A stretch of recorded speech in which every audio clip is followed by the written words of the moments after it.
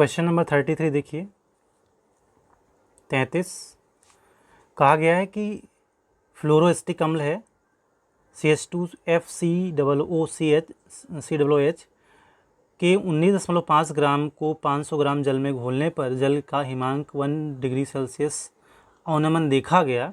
फ्लोरोएस्टिक अम्ल के लिए वान-ठाप गुणांक यानी कि I और वियोजन स्थिरांक यानी कि K परिकलित कीजिए यानी कि ज्ञात करना है।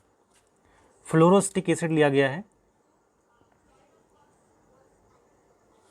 क्वेश्चन नंबर 33 अपना है फ्लोरोएस्टिक एसिड यानी कि CH2FCOOH ये आपका विलेय है। विलेय कितना लिया गया है? विलेय W2 बराबर 19.5 ग्राम और जल में घोला गया है H2O में घोला गया है। ये विलायक है अपना। विलायक का द्रव्यमान W1 कितना दिया गया है? 500 ग्राम। कितना? 500 ग्राम। कहा गया हिमांक जो अवनमन होता है जब घोला गया विलयन के हिमांक में जो अवनमन हुआ डेल्टा TF जो है 1 डिग्री सेल्सियस है, तो इसी को आप कह सकते हो 1 केल्विन है क्योंकि डिग्री सेल्सियस और केल्विन में डिफरेंस एक ही होता है।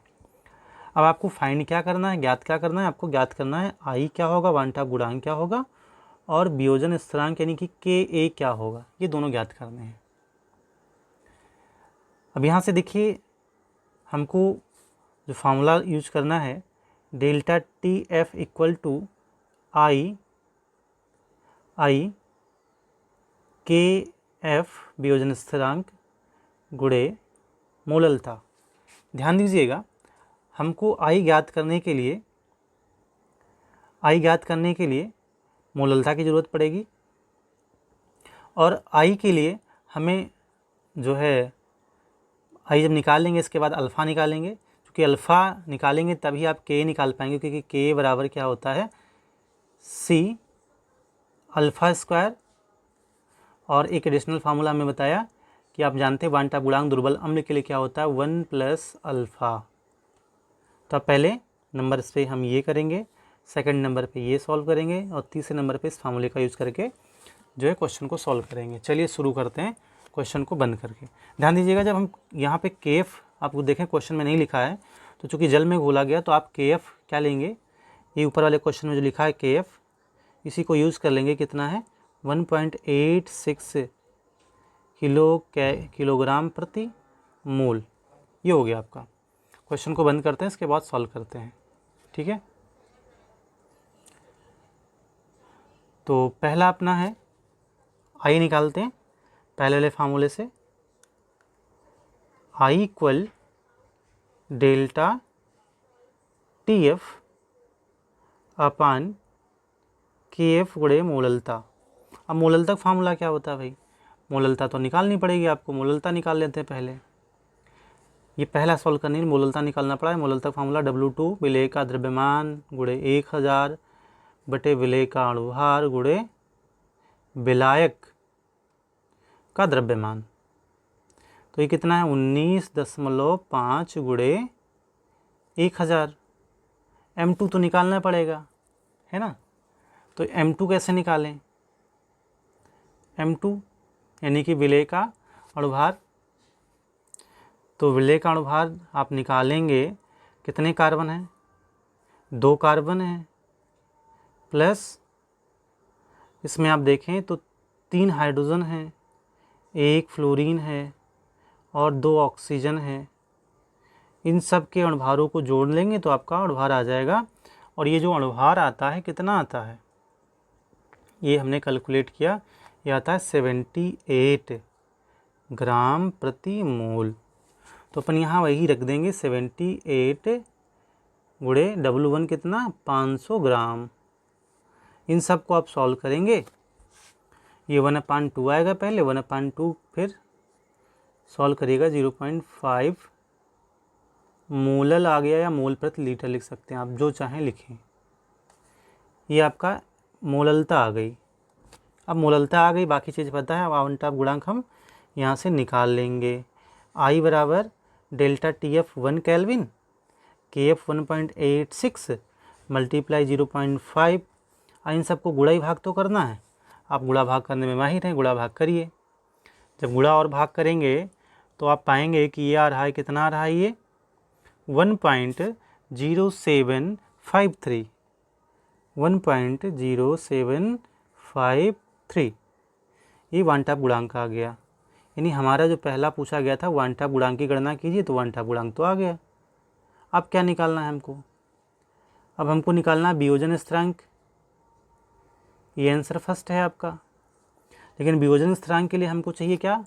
अभी हमने बताया था वियोजन स्थिरांक जो होता है फार्मूला क्या होता है, ये जो थर्ड नंबर पे है, के इक्वल सी अल्फ़ा स्क्वायर। तो सी तो हमने सांता निकाल ही ली है, अल्फ़ा चाहिए होगा। अल्फ़ा के लिए हम वियोजन दुर्बल अम्ल के लिए वियोजन का जो फार्मूला होता है उसको यूज करेंगे, सेकंड नंबर पे जो हमने लिखा था। तो पहले निकालते हैं हम यहाँ पे आई बराबर, इसको मैं दूसरे कलर से लिखता हूँ, आई बराबर 1 प्लस अल्फ़ा। तो अल्फ़ा बराबर 1 आई माइनस 1। तो आई से 1 जब घटाएंगे तो कितना बचेगा आप बताओ? 0.0753 है ना, ये अल्फ़ा आ गया आपका।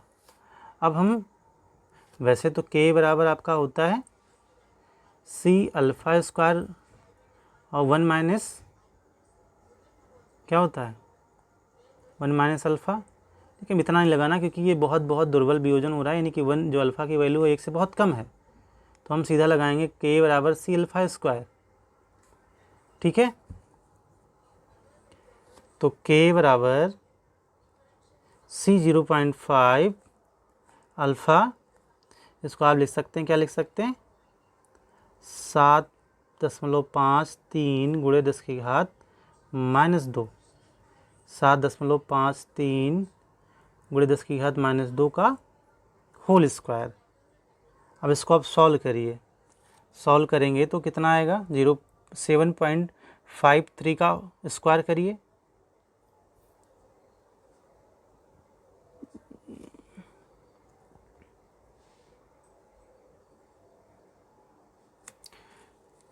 फाइव 6.70, 0.5 मल्टीप्लाई 5 6.70 और 10 की पावर 2 का स्क्वायर 10 की पावर -4 हो जाएगा।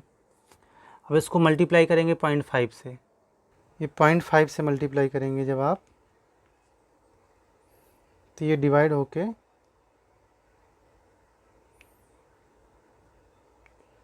28.35 मल्टीप्लाई 10 की पावर -4 आएगा, और पॉइंट चेंज करेंगे 2.83 10 की पावर -3। ये आपका के आ जाएगा वियोजन स्थिरांक। ठीक है, आंसर नंबर सेकंड हो गया आपका ये। आई होप आपको ये वीडियो समझ में आया होगा। अगर आपको समझ में आया हो तो वीडियो को लाइक करें, शेयर करें, कमेंट करें और चैनल को सब्सक्राइब करना बिल्कुल ना भूलें। वीडियो को देखने के लिए बहुत बहुत धन्यवाद।